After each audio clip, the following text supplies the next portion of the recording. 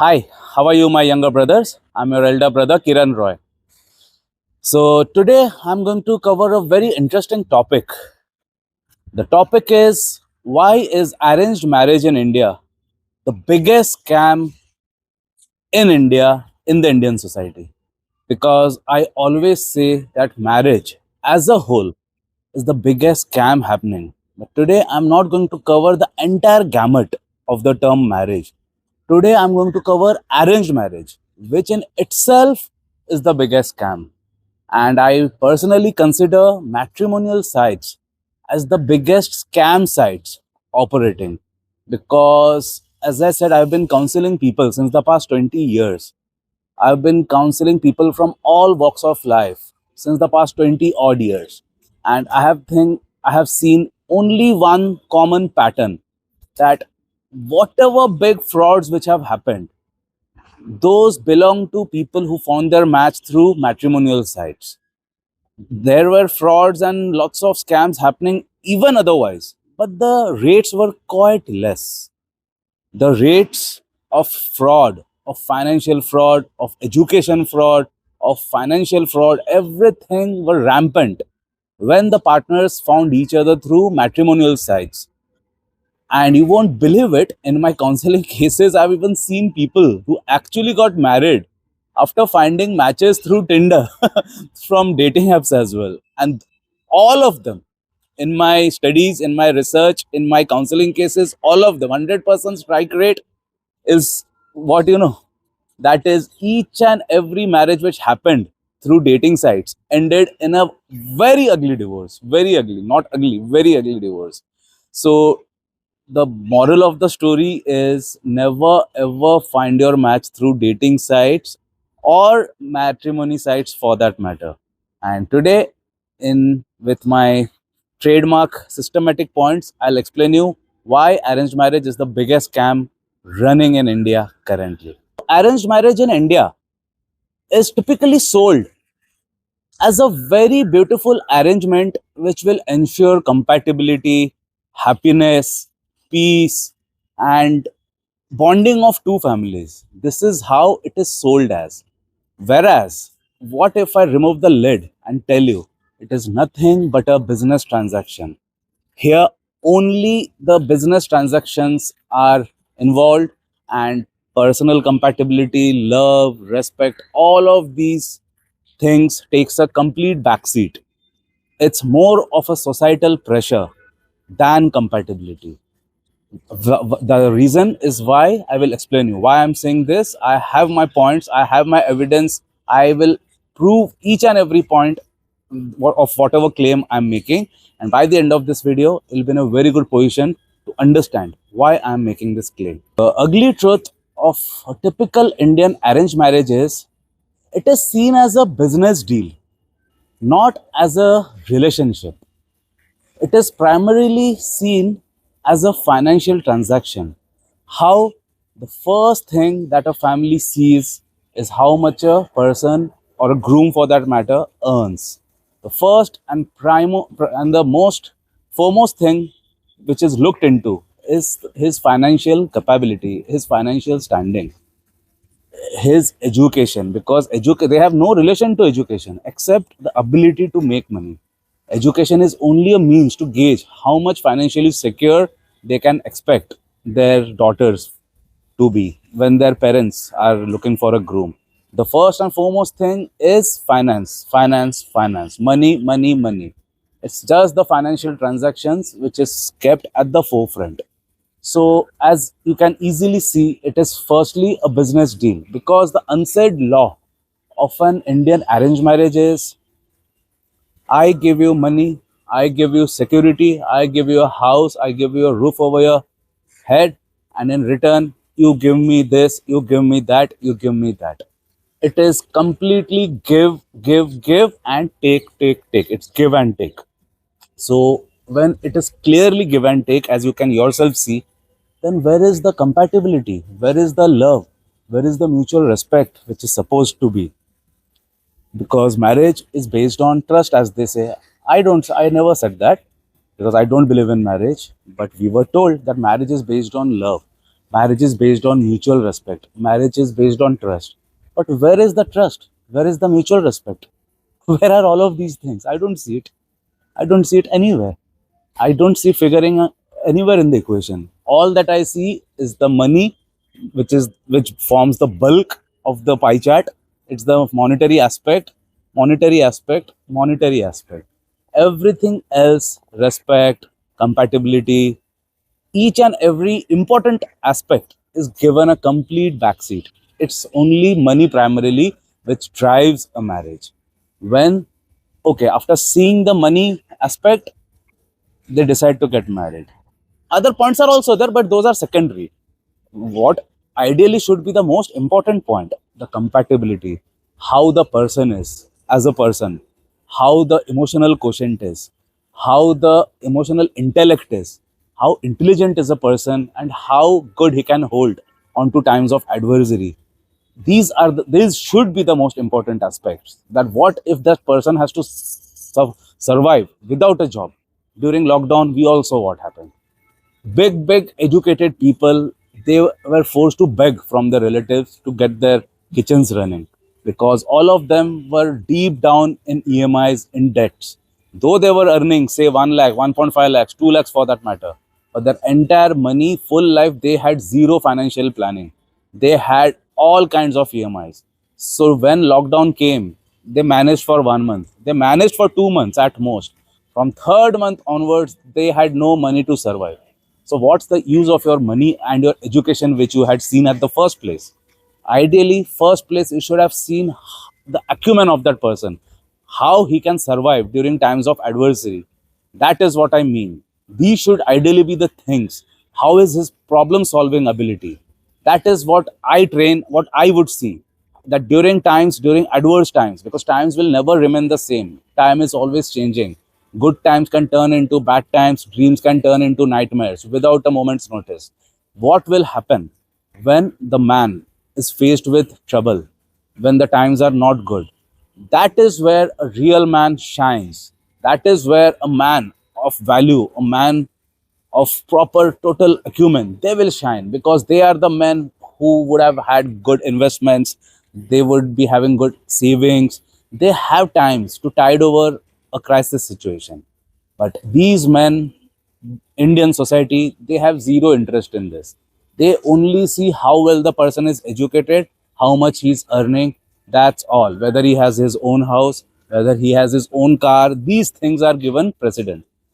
The actual thing, his problem solving ability, his nature, how he can treat, whether he can treat the wife with respect. I mean, there are so many important things which are involved, but nobody gives a damn to these important aspects. All that they see is which office he's working and what's his salary and what's his degree. That's it. When in reality, degrees are just pieces of paper. It holds no value. It is the real problem solving skills, the real street smartness, which separates a man from a boy, a man from a her follower, basically. So that is the most important aspect. But in Indian arranged marriage, it is only the finances. What's his job? What's his income? That's it. I'm not only talking about jobs. Even in business, they see that he's earning so much. They get very happy. They get their daughters married to that businessman. Within 2 years, he suffers a huge financial loss and he's down completely. He's gone. Then what? So that time his money or his business is not coming to help him. It's that would be a person who has problem solving ability, who has a corpus fund, who has a contingency fund. They are the ones who would be able to tide over the situation flawlessly. So these are the aspects which ideally should be given first preference. But Indian parents have zero interest in these important things. All that they want to see is the show shining, how much they can show and how much they can show off. What the wedding which they would be doing in a grander scale, with which they will be able to impress others, that's on the forefront of their minds. Not what will happen to my daughter, for that matter, if he faces crisis in the form of business loss, in the form of job loss, for that matter. These things nobody gives a damn. But I'm thankful that the lockdown came and people came to know that life and times, you can not just survive with education alone or with jobs alone. There's more to life. But Indian parents are not at all bothered. That's why I'm calling it the biggest scam, because they are not at all interested. Ideally, the relationship, there are lots of important things which are involved, which are completely given a backseat. In fact, not even they are not even given a seat. They does not even exist in their scheme of things. So all that they are impressed is the social status, caste, degree, job. That's it, nothing else. So basically, marriage is seen as a deal, not as a relationship. Not at all. It's not at all a relationship. It's only a business deal, at most, nothing else. Now, my second point is both the bride and groom are seen as commodities. From the girl's point of view, as I said in my first point itself, how much money he earns, how much money can he offer my daughter, from a father's point of view, from the bride's father's point of view, how much money he can offer my daughter, what security he can give. And even the males are no less. Even they will, though dowry is completely illegal in India, but each and everybody of you are aware that this is very much prevalent in India. It is very much prevalent in the form of gifts. The in-laws, as in the bride's in-laws, now they are concerned about how much gifts we are getting, how much gifts they can offer us. So they gauge the family of the brides with their ability to provide them with gifts. And because I've traveled intensively being a musician at every corner of the country. Personally, I don't want to name the states now, but at particular state, Fortuner is considered as very good gift. Fortuner. Then jewelry is a very common gift. Fortuner at one particular part of India, as I said, you guys can take a guess. Fortuner is rampant. So Scorpio is rampant in another part because Fortuner is quite expensive. Those who cannot, I mean, the belt which I'm talking about, they cannot, everybody cannot afford Fortuner, though Fortuner is also rampant there. But the next best bet is the Scorpio. And this, I'm not talking about the Scorpio N, the one which has just come, but the old Scorpio. That was the highest selling dowry vehicle ever. In as per my research, Scorpio should be declared the number one selling dowry vehicle of India. And no prize for guessing which part of India I'm talking about. Scorpio is the highest selling brand from that part. So, what do you make out of whatever I'm saying? Men and women, bride and groom, are nothing short of a commodity. There's no feelings involved, no relationships involved, nothing is involved, nothing worthwhile is involved. It's only seeing both of them as commodities, how much he can offer and how much she will bring into the relationship. And I'm talking about money. I'm not talking about the values, which ideally should be the case. Ideally, it should be the values which the women is bringing into that family. Ideally, it should be the self-respect which the man has. Lots of things are involved, which should ideally be the case. Because I had been invited in one of the college to conduct a seminar about this marriage thing. Because since a long time I've been saying that Indian marriages are the biggest scam, as in marriages are the biggest scam in the Indian society. Earlier, when I was not active in Instagram, I was active in Facebook. So that time I had made lots of videos. I never made reels because in Facebook reels never work. But I used to make proper 4 or 5 minute videos, and some of my videos had gone viral. So some of the colleges had taken note of it and they liked my idea of what I'm saying. Some progressive minded college principals had seen students had forwarded my reel to their principals, something like that, and they liked my work. So they invited me to conduct a workshop explaining the evils of marriage to their society, to their students, so that they can make informed decisions when they grow up. And that seminar went out like awesome, because I'm proud that certain educators, certain colleges as of today are trying to make a change regarding this. So my second point is why I'm saying arranged marriage is the biggest scam. My second point is because both bride and groom are seen as commodities rather than human beings. They're just commodities to strengthen that business deal, to strengthen that flow of money, because it's only money at the forefront. How much the boy is earning, how much the boy's family has, how many cars and houses the boy's family has, and on the other hand, how many gifts that lady is bringing into that family. So first and foremost, it's predominantly a commodity based on how much money both are bringing into the table. That's the first thing. Instead of feelings, mind my word. My third point of why I say that marriage is the biggest scam in India is because men are forced into it. Because as you know, I run a chain of music academies and I personally train students in my Guitar Hall Academy, the building at which I'm staying. I'm currently at the terrace of my building. Just below to where I'm sitting, the below floor, immediately below, is my own bedroom. And just at the ground floor, I have my gala, which I had posted a few days before in YouTube as a short. That's my Guitar Hall Academy, where I personally teach. In my other centers, it's my teachers who train. So since the past 26, since 1998, I'm doing it. It's 26 years. So naturally, majority of my students are youngsters and lots are boys, though majority are women, majority are females and women and girls. But I do have 30 to 35% boys and men as well. So one common thing which I've seen in the boys, not men, boys I would say, because at a very young age, they are forced into marriage when it's their age to develop their skills, to gain a firm footing in their financial capabilities, to see the world, to know how the world operates, to gain important insights about how life is, to develop street smartness. It is their time to gain a war footing into the journey called life.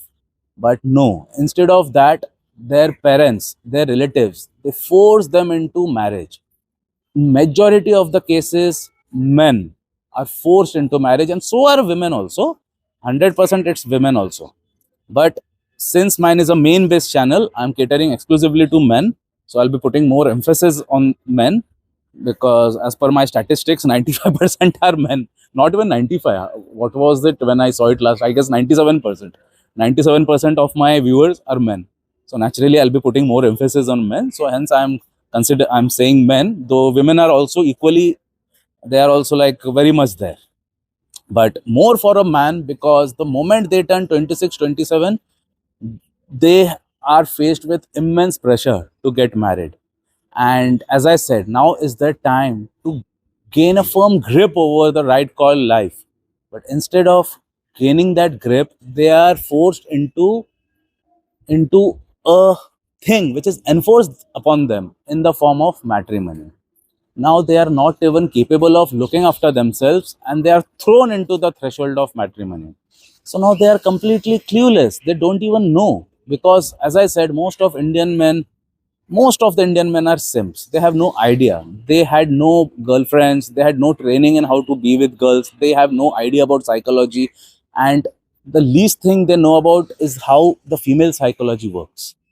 I am completely aware that men are not aware. That's why I'm here to train you guys regarding psychology, including female psychology. Because that is one aspect which none of the men knows, none.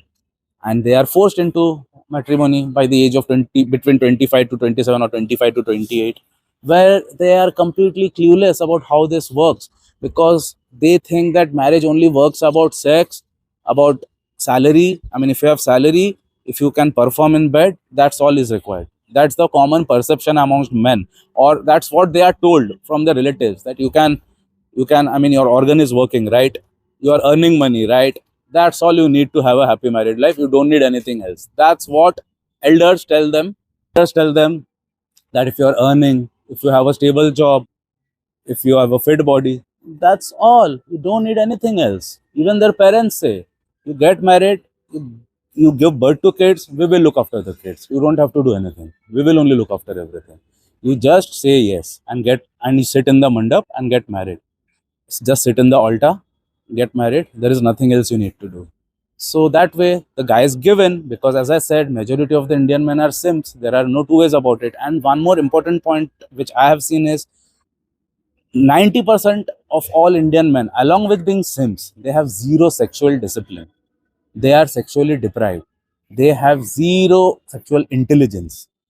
They have zero sexual competence. So what happens out of lust? From my personal studies and research, I have seen majority of the men who are otherwise not ready to get married, but they still don't buckle under family pressure, but they give in to their inside pressure of having sex. They think that I'll get to at least I'll be getting laid every day free of cost. I won't have to worry about finding a girlfriend or going for paid sex or worrying about how do I get laid. At least I'll get free sex. So due to that, they say yes and they decide to sit in the mandap and get married. And in the process, king for a day, fool for a lifetime. That is exactly where they are led to. Now, my next point is arranged marriage is judged by fake metrics. What are the fake metrics? Horoscope, astrology, and all blah blah blah unnecessary things. Ideally, if you ask me, marriage should be based on mutual love, as in what you like, what I like, common love, common interests, common mutual trust, mutual. See, in arranged marriage, it's not possible to fall in love with each other immediately. So I'm not including that point because I'm also aware of the limitations. But instead of the important things, like what I'm saying, shared interests, like having good conversations, what they are interested in is to get into horoscope matching, kundli matching, astrology, and all of these unnecessary things which they think is going to determine the outcome of the marriage. Now you tell me, how on earth some astrologer who can't even predict his own future, they can predict the compatibility of a couple just by looking at planets? How can some planet which is rotating somewhere else have an impact only on Hindus? Why the same planetary position does not work in USA? Why the same planetary position does not work in Dubai, Turkey, Istanbul? Why? Why only in India? What makes these people think that all the planets are invented or formed only for the love life or the marriage life of Indians? Why not others? Okay, London. There is a couple in London. What makes them think that the planetary positions won't work in London? Why it will work only for Indians?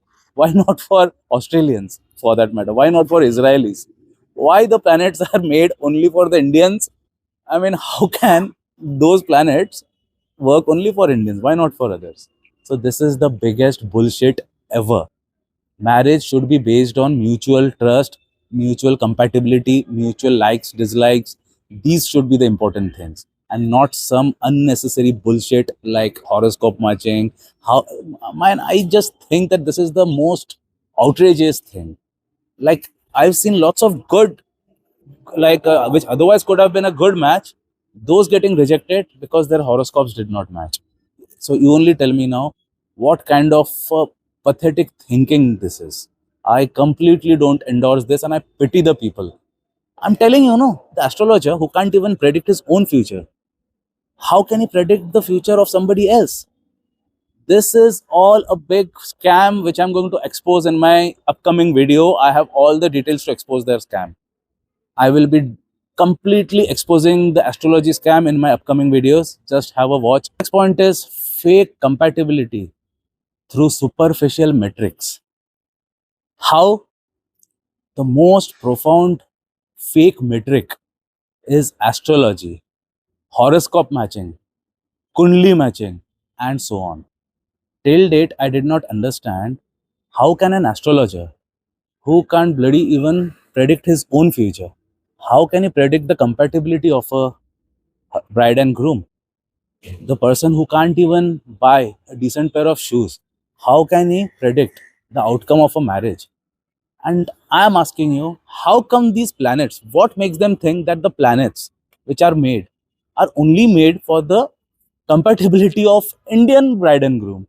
How come those planets don't work for Australia? Why they don't work for Israelis? Why not for Americans? Why not for people from Turkey? Why? Why do they think that those planets are revolving only for the marriage compatibility of these bride and grooms who are based in India? So this is all an absolute bullshit because ideally marriages run on shared interests. Because ideally, what should be the first precedence? What should be the first thing where utmost attention should be given? That is mutual likes, mutual dislikes, what a person don't like, what are their purpose, what are their goals in life. These things, what's his self-respect, I mean, how does he stand regarding the departments, personal, what are his personal plans, how, where does he see himself, what does she like, what are her personal values. These are the things which should be given first and and foremost value. But instead of that, the Indian society puts all the emphasis on the superficial metrics, which is astrology, kundli matching, and blah blah. In fact, I've seen so many weddings which got cancelled, which could have turned out to be a good wedding, which could have turned out to be a good match, but it got cancelled because their kundli was not matching. There are certain criteria. No, I'm not aware of this because I am complete against astrology. I don't believe in astrology. In fact, I. My next point is social pressure leads to forced commitments. On many instances, I've seen one common thing, that once they get engaged, they get to know a person, and once they start getting to know a person, lots of past skeletons comes out of the closet, that the women had four relationships in the past. Earlier, she said that no, I had just one. But later, they came to know that she had four relationships. She had lied that I had only one. So, like this is an example which I had seen. Lots of cases I have seen. I mean, truth from on many instances, I have seen the truth coming out, that the lady had lied about her educational qualifications. She said that she is a BE in electrical engineering, but it so came out that she is just 12th pass, nothing else. So once a person gets engaged, there are lots of lies which comes out. But now since they are engaged, now they are under the pressure of society, that log kya kahenge. So they have to get married nevertheless. Though these cases are becoming less prevalent these days. These days, people are calling off their weddings, but still, the cases are very less who are having the guts to call off a wedding at the last moment once everything has been announced. So, on many occasions, I've seen people are forced to go ahead just due to societal pressures, just because the wedding has been announced, just because the cards have been printed, just because the invitations have been laid out. So, just because of that, I've seen many weddings proceeding in spite of the bride or the groom not being prepared for it. My next point is lack of dating experience before a marriage. And majority of the cases in arranged marriage which I have seen, majority of the men have zero dating experience, and they get into marriage only because they are very well aware that otherwise I'm not capable of finding a girl. I'll have to remain single throughout my life. I'll have to remain celibate throughout my life if not for arranged marriage. So, due to this, they say yes only out of desperation, that at least through arranged marriage setup, I can at least have a partner. At least, if not anything, at least I'll have somebody to sleep with, for that matter. Otherwise, the rate at which I'm going, I won't find anybody else. I personally won't be able to find a girlfriend or anything in my life. So, due to this reason, they ask their parents to find a match. But that's just the beginning. That's just the beginning of their misery. The reason being, since they possess no dating experience, they are completely incapable of looking after their wife. Because as I said at the beginning of my video, that marriage is not only about making out. Marriage is not only about going to work, bringing home a salary. These two things are a small part. I agree. These are a part. But that's just the tip of the iceberg. There's so much more. There is so much, that just the small tip, these two aspects, which Indians think that that's the entire iceberg, making out and earning money. All Indians are under the same impression that marriage is only about providing, bringing home money, and to make out with the wife. But that is, as per me, if you follow my school of thoughts, that comprises just the top 1%. 99% is something else, which even by now you must also be aware of what I'm talking about. But these guys are completely unaware of the remaining 99%. And what? It's a surefire recipe for disaster. But now they are now sucked into the system, because divorce is considered as a taboo in the Indian society. Though divorce rates are increasing in India, but the divorce which is actually happening is very less compared to the people who are dragging on in an unhappy marriage. because I'm counseling people on a day by day basis, and okay, I might be counseling only 4 or 5 people per day, but I am receiving 800 DMs every day with their problems. So I'm just imagine the number of DMs and the problems which I'm reading each and every day. All of them, majority of their problems are this only, that I'm stuck in a bad marriage. I don't know how do I get out because I have kids. I don't know how to get out because my wife is not allowing me. She is making some unreasonable demands that give me two flats, this many crore rupees. How will I afford that? So I'm deciding to remain in the marriage. So majority of the cases are this only throughout India, that they are being forced to stick into that marriage, though they are not ready for that marriage. That's the actual reality. So don't think that since the divorce is not happening, rest only, I mean, the biggest misconception Indians have is that it's only the divorcees who are breaking up. Rest all are in a happy relationship. No. Majority of the married people are just dragging on with the relationship because they don't have the option of a divorce. So remember this. My next point is manipulation under the disguise of family values. In umpteenth number of cases I've seen parents manipulating their children into getting married. Why? Because that's a matter of their family values, that's a matter of their family traditions. And saying no, if the children says no, that's, and if, or if the children are making their own choices, they are finding their own match, they want to marry their girlfriends or their boyfriends, that's considered as being too western, that's considered as being untraditional, that this is not as per our values, as per our tradition system. So they are forced to say no to their girlfriends or their boyfriends and to find a match of their parents' choice.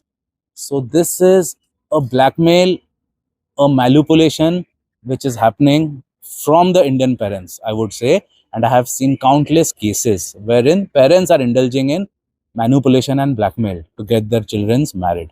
So this is one of the biggest drawbacks, for which I'm calling arranged marriage as the biggest scam. Last point is trapping individuals into lifetime compromise. So what happens, what I've seen, lots and lots of people, because as I said, I'm in a very good position to say this because every day I'm receiving 800 DMs along with the 1:1 calls. So one common aspect which I'm seeing is majority of the people are stuck in a bad marriage, which I already told you, but now they are being forced to stay in that unhappy marriage because marriage is supposed to be a lifetime commitment. So though you guys are seeing a spurt of divorce cases happening, but that's just a very small number, because majority are completely unhappy but they have no escape route. They are being forced to stay and remain in a toxic relationship. I'm seeing men being gaslighted, they are being tortured, I would say, because which man can see their wife sleeping around with somebody else? Which man can see their wife coming out of an oyo room? Which husband can see that? So this is nothing but sheer torture. But the wife is saying directly that yes, so what? You did not give me time. That's why you found me in an oil room with my boyfriend. But if you wish to give me a divorce, no problem. But I'll be putting 10 cases against you, including cases against your parents also. So this is the threat which my clients are receiving. That if you say anything to anybody, you will receive FIRs on your name, which I'll be lodging against you in the nearest police station. And on many cases, they say that I'll be going back to my hometown. From there, I'll be putting 10 cases on you so that you won't be even able to work. You will have to fly all the way or come by train to my hometown to attend the court dates. So this is the threat they are receiving. So you only tell me, they are being forced to remain in that marriage because they have no escape route as of now. Until law changes, they have no other way of getting out of this mess. There are ways, people who consults me, I do have the solution, I can easily nail them, but people who know me are very less in number, and people who can provide them with my kind of solution, that is also very less in number. So ideally, largely people are suffering. So you can see that marriage is like the biggest scam in India. So I've tried to put all the points whatever came in my mind as of now in this period. So do feel free to discuss with me. I'll be answering all of your queries. Jai Hind.